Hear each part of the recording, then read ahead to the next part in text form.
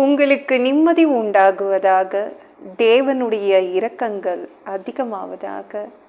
தேவன் என்ன சொல்கிறாங்கன்னா, ஏசாயா 58:11, நீ நீர்ப்பாய்ச்சலான தோட்டத்தைப் போலவும் வற்றாத நீரூற்றை போலவும் இருப்பாய். நான் எப்படி இருக்க போகிறேன்னு தெரில, என் எதிர்காலம் எப்படி இருக்க போகுது தெரியல, என் எதிர்காலம் ஒரு கேள்விக்குறி. கவலைப்படுறீங்களா?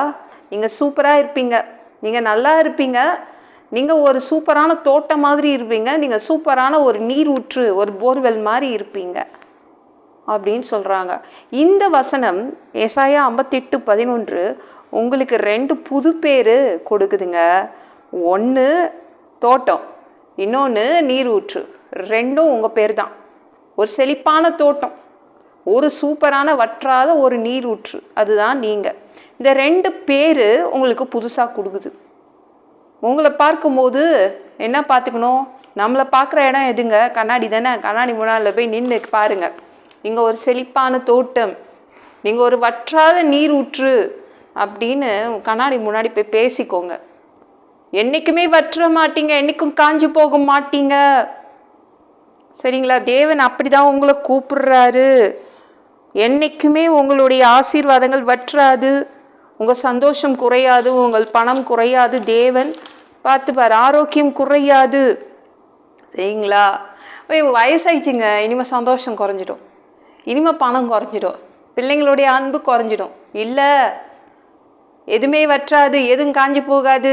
எனக்கிட்ட வேலை இல்லை, இனிமேல் எனக்கு சந்தோஷம் இருக்காது, இனிமேல் என்கிட்ட பணம் இருக்காது, வத்திடும். இல்லை இல்லை இல்லை, நீங்கள் ஒரு செழிப்பான தோட்டம், நீங்கள் ஒரு வற்றாத நீரூற்று, வற்றாத கிணறு.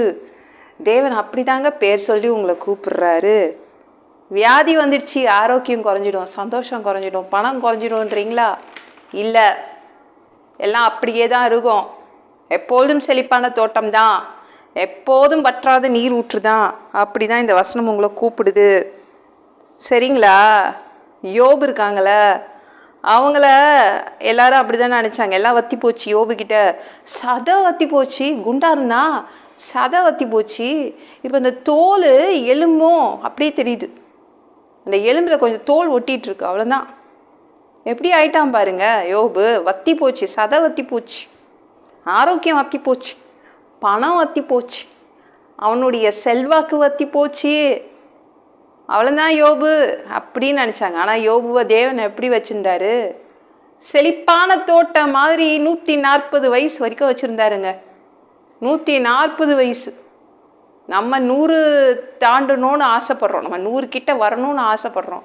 ஆனால் யோபு 140, 140 இயர்ஸ் வாழ்ந்தாங்க. அவங்க வற்றாத நீர் ஊற்று மாதிரியே இருந்தாங்க. அப்படி தான் ஒவ்வொருத்தரையும், இயேசுவை தேடுற ஒவ்வொருத்தரும் அப்படி தான் அந்த பேர் இட்டு தான் ஆண்டவர் கூப்பிடுறாரு.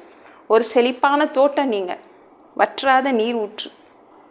சந்தோஷம் குறைஞ்சிடும் போல, என் நிம்மதி குறைஞ்சிடும் போல, என் பணம் குறைஞ்சிடும் போல. இல்லை இல்லை இல்லை, செழிப்பான தோட்டம், வற்றாத நீரூற்று. அப்படி தான் இருப்பீங்க, சூப்பராக இருப்பீங்க, நல்லா இருப்பீங்க. இந்த வீடியோ பிடிச்சிருந்துச்சுன்னா மற்றவங்களுக்கு ஷேர் பண்ண மறக்காதீங்க. கர்த்தர் தாமே உங்களை ஆசீர்வதிப்பாராக.